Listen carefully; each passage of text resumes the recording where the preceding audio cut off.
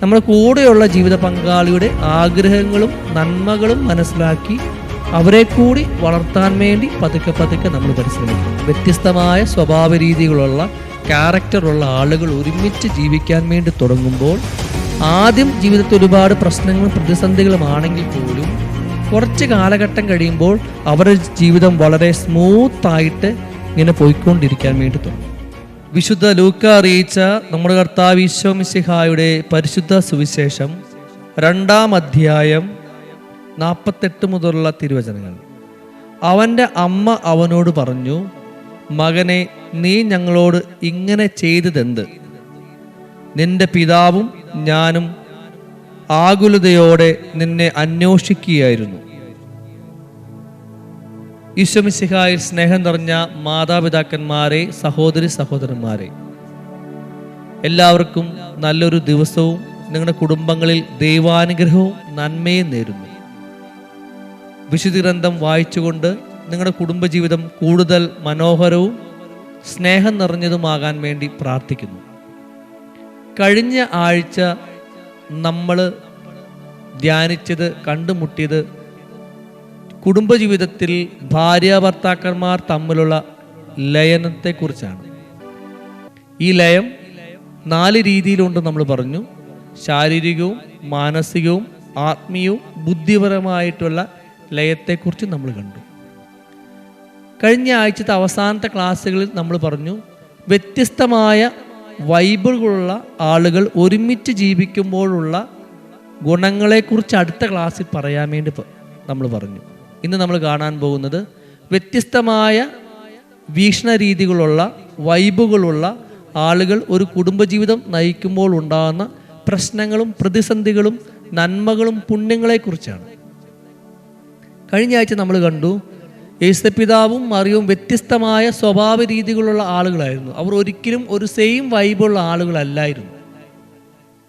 ജോസഫിനെ കുറിച്ച് ജോസഫിനെ കുറിച്ച് യേശുപിതാവിനെ കുറിച്ച് നമ്മൾ കാണുമ്പോൾ യേശുപിതാവ് കുറച്ചും കൂടി ഇൻട്രോവേർട്ട് ആയിട്ടുള്ള ഒരാളായിരുന്നു. അധികം സംസാരപ്രിയനല്ലായിരുന്നു. സുവിശേഷത്തിൽ എവിടെയെങ്കിലും നിങ്ങൾ യേശുപിതാവ് സംസാരിക്കുന്നതായിട്ട് നിങ്ങൾ കാണുന്നില്ല. പക്ഷെ മറിയാണെങ്കിൽ എന്ത് ചെയ്യും? എപ്പോഴും സംസാരിക്കുന്ന ഒരാളാണ്. ദൈവദൂതനോട് സംസാരിക്കുന്നു, ചോദ്യങ്ങൾ ചോദിക്കുന്നു, കാനായിലെ കല്യാണ വിരുന്നിൽ അവിടെയുള്ള ജോലിക്കാരോട് സംസാരിക്കുന്നു. അങ്ങനെയുള്ള സംസാരിക്കുന്ന ഒരു വ്യക്തിയായിരുന്നു എപ്പോഴും മറിയം. രണ്ടാമത് യേശുപിതാവ് ഒതുങ്ങി ജീവിക്കുന്ന ഇൻട്രോവേർട്ട്, ഒരു സത്യൻ്റെതായിട്ടുള്ള ഫങ്ഷൻസോ അങ്ങനെയൊന്നും പോകാത്ത ഒരു വ്യക്തിയായിരുന്നു. സ്വന്തമായിട്ട് ഇൻട്രോവേർട്ട് ആയിട്ടുള്ള ക്യാരക്ടറായിരുന്നു. പക്ഷേ മറിയം ഒരു എക്സ്ട്രോവേർട്ടായിരുന്നു. അവൾ എല്ലാ പരിപാടിക്കും, ആളുകൾ കൂടുന്നിടത്ത് പോകുന്നു, അങ്ങനെയൊക്കെയുള്ളൊരു ജീവിക്കുന്ന ഒരാളായിരുന്നു.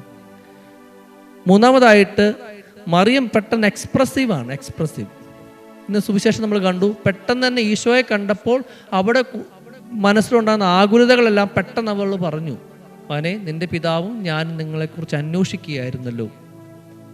പക്ഷെ ജോസഫ് കുറച്ചുകൂടി സൈലൻ്റ് ആയിട്ടുള്ള വ്യക്തിയായിരുന്നു. ഇങ്ങനെ 2 വ്യത്യസ്തമായിട്ടുള്ള സ്വഭാവ രീതികളുള്ള ആളുകളായിരുന്നു ജോസഫും മറിയവും. പക്ഷേ അവരുടെ കുടുംബജീവിതം എപ്പോഴും ഈ ബാലൻസിൽ ഇങ്ങനെ പോയിക്കൊണ്ടിരുന്നു. നമ്മളൊരു പുഴയിൽ കൂടി തോണി തുഴഞ്ഞു പോവുകയാണെന്ന് വിചാരിച്ചു. ഒരു സൈഡിലേക്ക് തന്നെ തുഴഞ്ഞാൽ എന്താ സംഭവിക്കുന്നത്? അതൊരു സൈഡിലേക്ക് മാത്രം ഇങ്ങനെ പോയിക്കൊണ്ടിരിക്കും, നേരെ ഒരിക്കലും പോവുകയില്ല. അതിന് മറിഞ്ഞു വീഴാൻ സാധ്യതയുണ്ട്. പക്ഷേ 2 സൈഡിലേക്ക് നമ്മൾ മാറി മാറി തുഴയുമ്പോൾ ആ തോണി വളരെ സ്മൂത്തായിട്ട് ആ പുഴയിൽ കൂടി ഇങ്ങനെ പോയിക്കൊണ്ടിരിക്കും. ഈ കുടുംബജീവിതത്തിൽ വ്യത്യസ്തമായ സ്വഭാവ രീതികളുള്ള ആളുകൾ വരുമ്പോൾ ഈ ജീവിതമാകുന്ന തോണി വളരെ സ്മൂത്തായിട്ട് ഇങ്ങനെ പോയിക്കൊണ്ടിരിക്കും. സ്നേഹം നിറഞ്ഞവരെ, യേശുപിതാവും മറിയവും വ്യത്യസ്തമായ സ്വഭാവ രീതികളുള്ള ആളുകളായിരുന്നു. അവർ ഒരുമിച്ച് നല്ലൊരു കുടുംബജീവിതം നയിച്ചു. അവർ വളർത്തിയ ഈശോ ഈ 2 ഗുണങ്ങളുമുള്ള മനുഷ്യനായിരുന്നു. സുവിശേഷത്തിൽ എപ്പോഴും കാണുകയാണ്, അവൻ ആളുകളുടെ ഇടയിൽ സംസാരിച്ചു കൊണ്ടിരുന്നു, ആളുകളോട് സുവിശേഷം പ്രസംഗിച്ചു. പിന്നീട് നമ്മൾ കാണുക, അവൻ ആളുകൾ വിട്ട് ഏകാന്തതയിൽ പ്രാർത്ഥിച്ചു കൊണ്ടിരുന്നു. ഒരേ സമയം യേശുപിതാവിൻ്റെയും മറിയത്തിൻ്റെ ഗുണം ഈശോയ്ക്ക് കിട്ടി. സ്നേഹം നിറഞ്ഞവർ, നിങ്ങളുടെ കുടുംബജീവിതത്തിൽ വ്യത്യസ്തമായ വൈബുകളുള്ള ആളുകളായിരിക്കാം, സ്വഭാവ പ്രത്യേകതയുള്ള, നിങ്ങൾ ഒരുമിച്ച് ജീവിക്കുമ്പോൾ നിങ്ങൾക്ക് പരസ്പരം ഈ നന്മകൾ കിട്ടാൻ വേണ്ടി തുടങ്ങും. നിങ്ങൾ വളർത്തുന്ന മക്കൾക്കും ഈ നന്മകൾ കിട്ടാൻ വേണ്ടി തുടങ്ങും. അടുത്തായിട്ട് നമ്മൾ കാണാൻ പോകുന്ന ഈ വ്യത്യസ്തമായ വൈബുകളുള്ള ആളുകൾ ഒരുമിച്ച് ജീവിക്കുമ്പോൾ പെട്ടെന്നൊരു ബുദ്ധിമുട്ടിലേക്ക് അവർ പ്രവേശിക്കാൻ വേണ്ടി തുടങ്ങും. ഇങ്ങനെ വ്യത്യസ്തമായ വൈബുകളുള്ള ആളുകൾ ഒരുമിച്ച് ജീവിക്കുമ്പോൾ ആദ്യത്തെ ഒരു 5 വർഷം അവരുടെ കുടുംബജീവിതത്തിൽ ഒരുപാട് ബുദ്ധിമുട്ടുകളും പ്രശ്നങ്ങളും പ്രതിസന്ധികളും ഉണ്ടാകാനുള്ള സാധ്യതയുണ്ട്. കാരണം നിങ്ങൾ ചിന്തിക്കുന്ന പോലെയല്ല നിങ്ങളുടെ ജീവിത പങ്കാളി ചിന്തിക്കുന്നത്. നിങ്ങൾ ചിന്തിക്കുന്ന ആ വീക്ഷണകോണിൽ നിന്നല്ല നിങ്ങളുടെ ജീവിത പങ്കാളി ചിന്തിക്കുന്നത്. ചിലപ്പോൾ നിങ്ങൾ ബുദ്ധി കൊണ്ടായിരിക്കും എല്ലാ കാര്യങ്ങളും നോക്കിക്കാണുന്നത്, പക്ഷേ ചിലപ്പോൾ നിങ്ങളുടെ ജീവിത പങ്കാളി ഹൃദയം കൊണ്ടായിരിക്കും ഒരു കാര്യത്തെ നോക്കിക്കാണുന്നത്. അതുകൊണ്ട് എപ്പോഴും ഈ ചെറിയ ചെറിയ ബുദ്ധിമുട്ടുകളും പരിഭവങ്ങളും ഒക്കെ ഇങ്ങനെ ഉയർന്നു വന്നുകൊണ്ടിരിക്കും. എൻ്റെ ഒരു ബന്ധുവുണ്ട്, UK ജോലി ചെയ്തുകൊണ്ടിരിക്കുകയാണ്. അപ്പം ഈ ക്ലാസ്സിനെ കുറിച്ച് ഞാൻ ഒരുങ്ങിക്കൊണ്ടിരിക്കുമ്പോൾ ഒരിക്കൽ അവൾ സംസാരിക്കാൻ ഇടയായി. അപ്പോൾ അവൾ പറഞ്ഞു, അച്ഛാ, എൻ്റെ ജീവിത പങ്കാളി ഞാനും വ്യത്യസ്തമായ സ്വഭാവ രീതികളുള്ള ആളുകളാണ്. എൻ്റെ ഭർത്താവിന് ഒരു അവധി ദിവസം കിട്ടിയാൽ അദ്ദേഹത്തിന് ഇഷ്ടമെന്ന് പറഞ്ഞത് ഒന്ന് പുറത്തു പോകണം, പുറത്തു പോയി നല്ലൊരു ഭക്ഷണം കഴിക്കണം, കുറച്ച് സ്ഥലങ്ങൾ കാണണം, കൂട്ടുകാരോടൊപ്പം പോകണം, അങ്ങനെ ഉള്ള താല്പര്യമുള്ള ഒരാളാണ്. പക്ഷെ എന്നെ സംബന്ധിച്ചിടത്തോളം ഞാൻ ജോലി ചെയ്ത് മടുത്തിരിക്കുന്ന ഒരു അവധി ദിവസം എന്ന് പറഞ്ഞാൽ കുറച്ച് നേരം കടന്നുറങ്ങണം, പിന്നെ വീട്ടിലെ ജോലികളൊക്കെ ഒന്ന് ചെയ്ത് തീർക്കണം, ഒന്ന് വൃത്തിയാക്കി വെക്കണം, പിന്നെ ചെറിയൊരു ഭക്ഷണം കഴിക്കണം, എൻ്റെ ജീവിത പങ്കാളിയോടൊപ്പമായിരിക്കും. നോക്കിക്കേ, 2 വ്യത്യസ്തമായ സ്വഭാവ രീതികളുള്ള ആളുകൾ. ഇവർ ചെയ്തേക്കുന്ന ഒരു ക്രമീകരണം എന്ത് ചെയ്തു? ഒരു അവധി ദിവസം കിട്ടുമ്പോൾ ഭർത്താവിനോടൊപ്പം പുറത്തുപോയി ഭക്ഷണം കഴിക്കുന്നു, യാത്രകൾ ചെയ്യുന്നു. അടുത്ത അവധി ദിവസം കിട്ടുമ്പോൾ ഇവർ 2 പേരും വീട്ടിലിരുന്ന് വീട്ടിലെ കാര്യങ്ങളൊക്കെ നോക്കിക്കൊണ്ടിരിക്കുന്നു. വ്യത്യസ്തമായ സ്വഭാവ രീതികളായിരുന്നു. എപ്പോഴും സംഘർഷങ്ങൾ ഉണ്ടാകാൻ പറ്റും, പക്ഷെ അവരെന്ത് ഒരു ചെറിയൊരു അഡ്ജസ്റ്റ്മെൻറ്റിന് തയ്യാറായി. ചിലപ്പോൾ നിങ്ങളുടെ കുടുംബജീവിതത്തിലും ഈ അഡ്ജസ്റ്റ്മെൻറ്റിന് നിങ്ങൾ തയ്യാറായില്ലെങ്കിൽ ചെറിയ ചെറിയ പൊട്ടിത്തെറികളൊക്കെ ഇനി ഉണ്ടായിക്കൊണ്ടിരിക്കും. കഴിഞ്ഞ ദിവസം ഒരു വിവാഹത്തിന് പോയപ്പോൾ കല്യാണം കഴിഞ്ഞ് 10-25 വർഷമായ ഒരു ചേച്ചി പറയാ, അച്ഛാ, കെട്ടിക്കൊണ്ട് വന്നത് മാത്രമേ എനിക്കുള്ളൂ, പിന്നെ ഒരു സ്ഥലത്തേക്ക് എന്നെ ഇദ്ദേഹം കൊണ്ടുപോയില്ല. ആ ഭർത്താവ് ഒരു ഒതുങ്ങി ജീവിക്കുന്ന ഒരു മനുഷ്യനായിരുന്നു, പക്ഷേ എന്ത് ചെയ്തു, അത് ഒരിക്കലും ഇവരെ പുറത്തു കൊണ്ടുപോകുന്ന രീതിയില്ല. നമ്മളെന്താ ചെയ്യുന്നത്? നമ്മുടെ കൂടെയുള്ള ജീവിത പങ്കാളിയുടെ ആഗ്രഹങ്ങളും നന്മകളും മനസ്സിലാക്കി അവരെ കൂടി വളർത്താൻ വേണ്ടി പതുക്കെ പതുക്കെ നമ്മൾ പരിശ്രമിക്കണം. രണ്ടാമതായിട്ട്, ഈ വ്യത്യസ്തമായ വൈബുകളുള്ള ആളുകൾ വിട്ടുകൊടുക്കാൻ വേണ്ടി തയ്യാറായിക്കൊണ്ടിരിക്കണം. വിട്ടുകൊടുക്കാൻ വേണ്ടി അവർ തയ്യാറായിക്കൊണ്ടിരിക്കണം. ഉദാഹരണത്തിന്, ഇവരൊരു വാഹനം മേടിക്കാൻ പോവാന്ന് വിചാരിച്ചോ. അപ്പോൾ ഭർത്താവ് പറയാണ്, നമുക്കൊരു വാഹനം മേടിച്ചാൽ കൊള്ളാമെന്നുണ്ട്.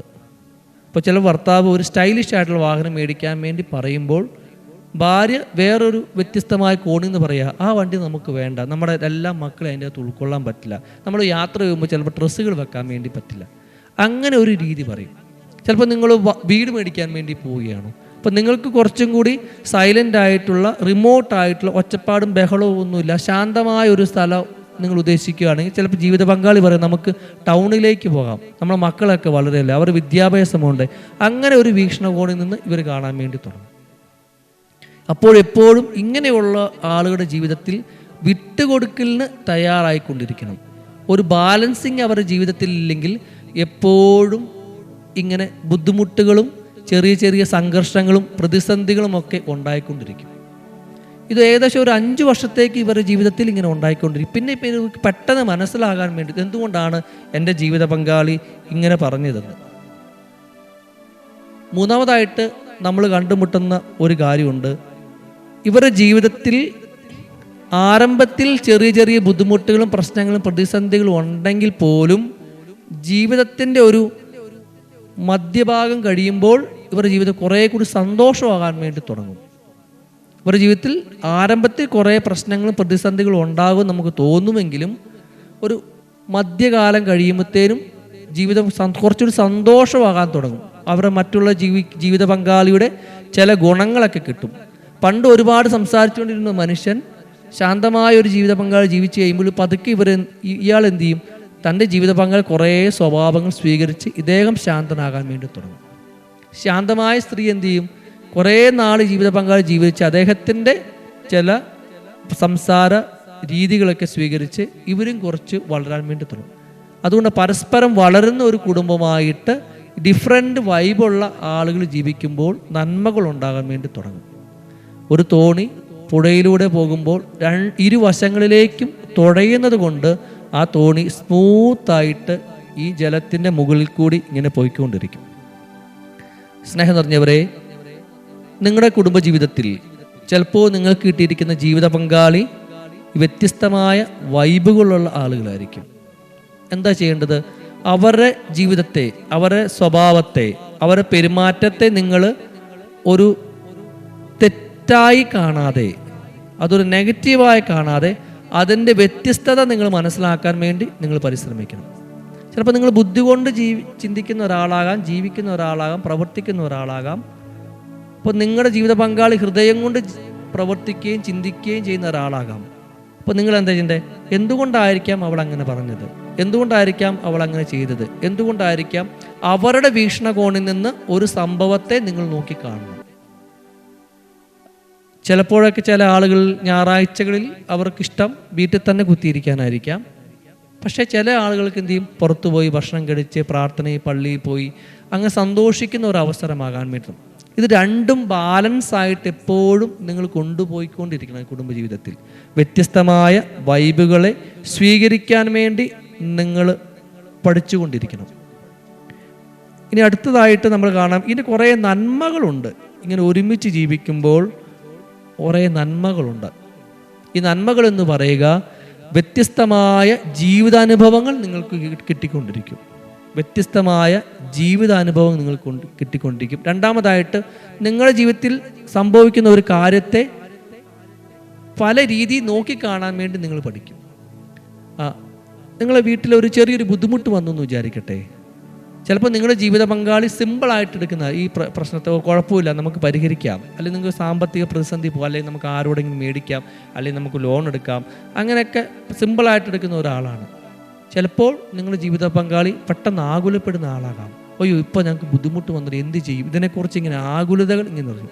ഈ രണ്ടുപേരും ഒരുമിച്ച് വരുമ്പോൾ ഈ പ്രശ്നത്തെ അവൾക്ക് കുറച്ചും കൂടി സ്മൂത്തായിട്ട് പരിഹരിക്കാൻ വേണ്ടി അവർക്ക് പറ്റും.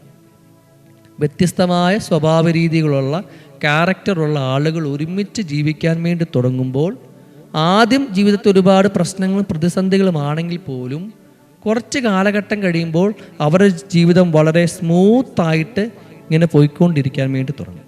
സ്നേഹം നിറഞ്ഞവരെ, ഇങ്ങനെയൊക്കെ നമ്മൾ ഇതിൻ്റെ നന്മകളും തിന്മകളും കണ്ടു. എങ്ങനെ ഇതിനെ മനോഹരമാക്കാൻ വേണ്ടി പറ്റുമെന്ന് നമുക്ക് നോക്കാം. ഒന്നാമതായിട്ട്, നിങ്ങൾ ശാന്തമായ ഒരു ഓപ്പണായി തുറന്ന് സംസാരിക്കാനുള്ള ഒരവസരം നിങ്ങൾ കുടുംബങ്ങളിൽ ഉണ്ടായിരിക്കും. ചിലപ്പോൾ നിങ്ങളുടെ സ്വകാര്യമായ ബെഡ്റൂമിലായിരിക്കാം, അല്ലെങ്കിൽ നിങ്ങൾ പുറത്തു പോയി ഭക്ഷണം കഴിക്കുന്ന ഒരു സ്ഥലത്തായിരിക്കാം, അല്ലെങ്കിൽ വീടുകളിൽ അത്താഴം കഴിഞ്ഞിട്ടായിരിക്കാം, അല്ലെങ്കിൽ പ്രാർത്ഥന കഴിഞ്ഞിട്ട് തുറന്ന് സംസാരിക്കുവാൻ വേണ്ടിയിട്ടുള്ള നിങ്ങളുടെ ജീവിത പങ്കാളിയുടെയും നിങ്ങളുടെയും വീക്ഷണങ്ങൾ തുറന്ന് സംസാരിക്കാൻ, ശാന്തമായി സംസാരിക്കാൻ പറ്റിയ ഒരവസരം നിങ്ങളുടെ കുടുംബങ്ങളിൽ ഓപ്പൺ കമ്മ്യൂണിക്കേഷൻ നിങ്ങൾ ഉണ്ടാക്കണം. രണ്ടാമതായിട്ട്, നിങ്ങളുടെ ജീവിതത്തിൽ മറ്റുള്ളവരെന്താ, എൻ്റെ ജീവിത പങ്കാളി എന്താ പറയാൻ പോകുന്നത്, അവളുടെ വീക്ഷണം എന്തായിരിക്കും എന്നുള്ള ഒരു സ്പേസ് നിങ്ങൾ അതിൽ ഇടാൻ വേണ്ടി കാണുക. മൂന്നാമതായിട്ട്, നിങ്ങൾ കാണുന്ന ഒരു കാഴ്ചപ്പാടുണ്ടാവാം. നിങ്ങളുടെ ജീവിത പങ്കാളി കാണുന്ന കാഴ്ചപ്പാടിനെ വില കുറച്ച് നിങ്ങൾ കാണരുത്. ചിലപ്പോഴൊക്കെ നിങ്ങളിങ്ങനെ പറഞ്ഞുകൊണ്ടിരിക്കും, അന്ന് ഞാൻ പറഞ്ഞില്ലായിരുന്നോ, ഇപ്പം അങ്ങനെ തന്നെ സംഭവിച്ചില്ലേ. ഇങ്ങനെ നിങ്ങൾ കഴിഞ്ഞു പോയൊരു സംഭവത്തെക്കുറിച്ച് ഇങ്ങനെ പറഞ്ഞുകൊണ്ടിരിക്കും. നിങ്ങളുടെ ജീവിത പങ്കാളിയുടെ ഒരഭിപ്രായത്തെ, അവിടുത്തെ ആഗ്രഹത്തെ നിങ്ങൾ വില കുറച്ച് കാണരുത്. കാരണം അവർ വ്യത്യസ്തമായി സംസാരിക്കുന്ന ഒരു വ്യക്തി ആയതുകൊണ്ടാണ്. അതുകൊണ്ട് നിങ്ങളുടെ ജീവിതത്തിൽ നിങ്ങളുടെ ജീവിത പങ്കാളിയുടെ ഒരഭിപ്രായത്തെ, അവരൊരാഗ്രഹത്തെ വില കുറച്ച് കാണാതെ അതിനെ സപ്പോർട്ട് ചെയ്യാൻ വേണ്ടി നിങ്ങൾ പഠിക്കുക. മൂന്നാമതായിട്ട്, നിങ്ങളുടെ വീക്ഷണകോണിൽ നിന്ന് മാത്രമല്ല, നിങ്ങളുടെ ജീവിത പങ്കാളിയുടെ വീക്ഷണകോണിൽ നിന്നും പഠിക്കാൻ വേണ്ടി നിങ്ങൾ ശ്രദ്ധിക്കുക. സ്നേഹം നിറഞ്ഞവരെ, നമ്മൾ കണ്ടു, വ്യത്യസ്തമായ വൈബുകളുള്ള ആളുകൾ ഒരുമിച്ച് ജീവിക്കുമ്പോൾ ചെറിയ സംഘർഷങ്ങളും പ്രതിസന്ധികളും ബുദ്ധിമുട്ടുകളും അഭിപ്രായത്തിൽ ഭിന്നതയൊക്കെ ഉണ്ടാകും. പുറത്തു നോക്കുന്ന ഒരാൾക്ക് നമ്മുടെ കുടുംബജീവിതത്തെക്കുറിച്ച് ചില ബുദ്ധിമുട്ടുകൾ പറയും. പക്ഷേ കുറച്ച് കാലഘട്ടം കഴിയുമ്പോൾ നമ്മുടെ കുടുംബം കുറച്ചുകൂടി മനോഹരമാകാൻ വേണ്ടി തുടങ്ങും. മനോഹരമാകും. ഒരു പൂന്തോട്ടം മനോഹരമാകുന്നത് എപ്പോഴാണ്? ഒരു കളറുള്ള പൂവുള്ളതല്ല, വ്യത്യസ്തമായ കളറുകളുള്ള പൂക്കൾ ഉണ്ടാകുമ്പോൾ ഒരു പൂന്തോട്ടം മനോഹരമാകാൻ തുടങ്ങും.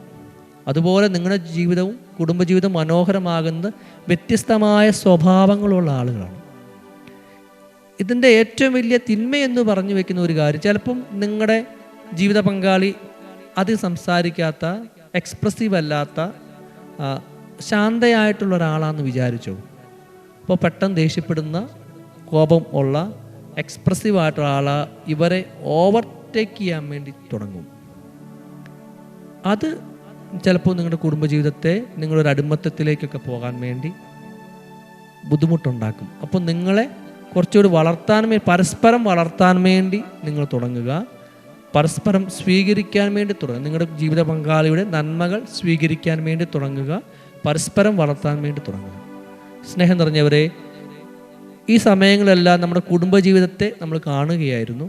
വ്യത്യസ്തമായ വൈബുകളുള്ള ആളുകൾ ഒരുമിച്ച് ജീവിക്കുമ്പോഴുള്ള നന്മകളും തിന്മകളും നമ്മൾ കണ്ടു. ഈ പ്രശ്നത്തെ എങ്ങനെ പരിഹരിക്കാൻ വേണ്ടി പറ്റുമെന്നും നമ്മൾ നോക്കിക്കണ്ടു. ഒരു നിമിഷം നമ്മൾ കണ്ണുകളടച്ച് നമ്മളായിരിക്കും നമ്മുടെ കുടുംബത്തെയും ജീവിത പങ്കാളിയും നമുക്ക് ഓർത്ത് പ്രാർത്ഥിക്കാം. ഞാൻ എങ്ങനെയുള്ള വ്യക്തിയാണ്? എൻ്റെ ജീവിത പങ്കാളി എങ്ങനെയുള്ള വ്യക്തിയാണ്? എങ്ങനെയാണ് ഞങ്ങളുടെ കുടുംബജീവിതം മുന്നോട്ട് പോകുന്നത്? എൻ്റെ കുടുംബജീവിതത്തിൽ എൻ്റെ ജീവിത പങ്കാളിക്ക് അഭിപ്രായ സ്വാതന്ത്ര്യമുണ്ടോ? അല്ലെങ്കിൽ ഞാൻ എടുക്കുന്ന തീരുമാനങ്ങൾ മാത്രമേ എൻ്റെ ഭവനത്തിൽ നടക്കുകയുള്ളൂ എന്ന ചിന്തയാണ് നമുക്കുള്ളത്. അല്ലെങ്കിൽ ഒരു അവധി ദിവസം ഞാൻ എൻ്റെ ഇഷ്ടത്തിനാണോ പ്രവർത്തിക്കുന്നത്, അല്ല എൻ്റെ ജീവിത പങ്കാളി ഇഷ്ടത്തിനാണോ പ്രവർത്തിക്കുന്നത്, അല്ലെങ്കിൽ ഞങ്ങൾ രണ്ടുപേരും ഒരുമിച്ചെടുക്കുന്ന ഒരു തീരുമാനമാണോ? ചിലപ്പോൾ നിങ്ങളുടെ ജീവിതത്തിൽ കുറച്ച് പൈസ കിട്ടി നിങ്ങൾക്ക്, അപ്പോൾ നിങ്ങളുടെ സ്വന്തം ഇഷ്ടത്തിനാണോ പ്രവർത്തനം, അല്ലെങ്കിൽ ജീവിത പങ്കാളിയോടും കൂടി ആലോചിച്ച് ഒരുമിച്ചെടുക്കുന്ന ഒരു തീരുമാനമാണോ? സ്നേഹം നിറഞ്ഞവരെ, നമുക്ക് പ്രാർത്ഥിക്കാം. ഈശോയെ, ഞങ്ങളുടെ കുടുംബജീവിതം നന്മകൾ കൊണ്ടും പുണ്യങ്ങൾ കൊണ്ടും നിറയ്ക്കണമെന്ന് പ്രാർത്ഥിക്കാം. ഞങ്ങൾ വ്യത്യസ്തമായ ജീവിത സാഹചര്യങ്ങൾ വന്നവരാണ്, വ്യത്യസ്തമായ രീതിയിൽ ജീവിതത്തെ നോക്കി കാണുന്നവരാണ്. ഞങ്ങളുടെ കുടുംബത്തെ വിശുദ്ധിയിലേക്ക് വളർത്തണമെന്ന് പ്രാർത്ഥിക്കാം. വ്യത്യസ്തമായ സ്വഭാവ രീതി ഉണ്ടാകുന്ന യേശുപിതാവും മറിയവും ഒരുമിച്ച് കുടുംബജീവിതം നയിച്ചപ്പോൾ അവരുടെ കുടുംബജീവിതം പുണ്യമുള്ള ഒരു കുടുംബജീവിതമായതുപോലെ ഞങ്ങളുടെ കുടുംബജീവിതവും പുണ്യമുള്ള ഒരു കുടുംബജീവിതമാകാൻ വേണ്ടി ഞങ്ങളെ അനുഗ്രഹിക്കണമെന്ന് പ്രാർത്ഥിക്കുന്നു. ഞങ്ങളുടെ സ്വഭാവത്തിൻ്റെ പ്രത്യേകത മനസ്സിലാക്കി പരസ്പരം ജീവിത പങ്കാളി കൃപയും അനുഗ്രഹവും നന്മയും ഞങ്ങളുടെ കുടുംബജീവിതത്തെ തരണമെന്ന് പ്രാർത്ഥിക്കുന്നു. ഈശോ നിങ്ങളെല്ലാവരെയും അനുഗ്രഹിക്കട്ടെ. പിതാവിൻ്റെയും പുത്രൻ്റെയും പരിശുദ്ധാത്മാവിൻ്റെയും നാമത്തിൽ ആമേൻ.